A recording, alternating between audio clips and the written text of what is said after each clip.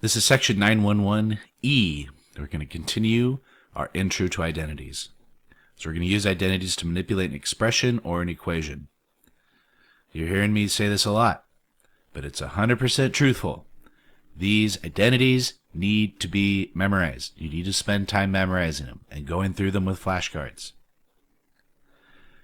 Now, the process, first we check for bigger identities, then we look at algebra, we change everything to sines and cosines, and we start all over. So looking at this one. Now I know we might think that this one is one that we might want to start with, but the reality is we want to do the right side. And the main reason is I don't know where to go with these Pythagorean identities, right? We're going to go through and we're going to change a lot with these Pythagorean identities, but I'm not quite certain if there's anything else that we can do with it. Maybe we could, but I'm not quite certain. So, having said that, we can do the right side. So there's no Pythagorean, no algebra, change everything to sines and cosines. So that's sine theta over cosine theta minus sine theta cosine theta.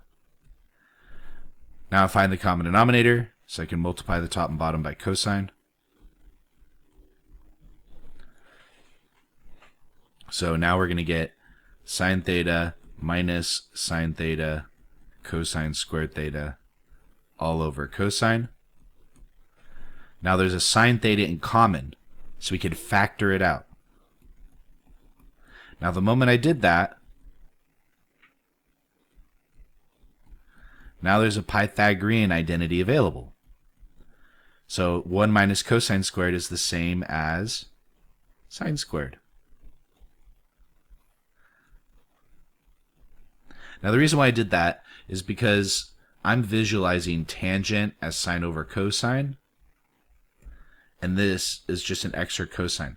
So right now I have 3 sines on top. Good. But I need 2 more on top and 3 on the bottom. So I can multiply top and bottom by cosine squared. So now my 3 sine over cosines become my tangent cubed, and then I still have my cosine squared.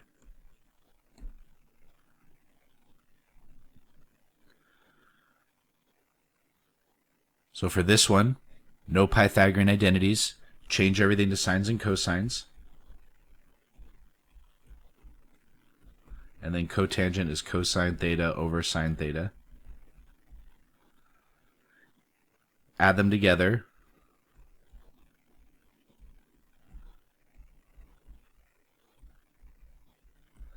And so sine squared is 1.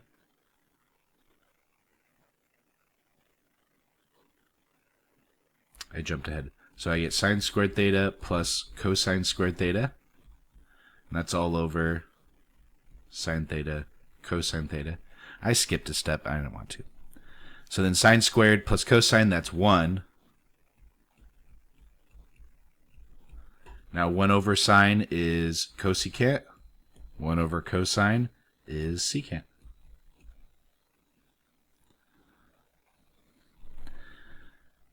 Now on this one here, both the left side and the right side look very similar. On the left side though, there's actually nothing we can really do if we wanted to follow the logic that I established.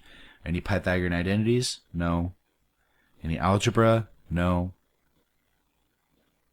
Change everything to sines and cosines? It's already sines and cosines. So let's try the right side. So again, no Pythagorean, no algebra, but I can change this into 1 over cosine and this into 1 minus 1 over cosine.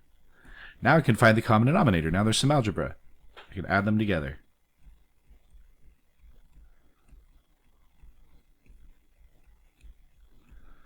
So now I'm going to get cosine theta plus 1 over cosine. And on the bottom, I'm going to get cosine theta minus 1 over cosine. Those are going to cancel out, and so we're left with cosine plus 1 over cosine minus 1. So, what did we learn today? we just continued to practice more identities. This does conclude our lesson. If you have any other questions, please leave them in the comments.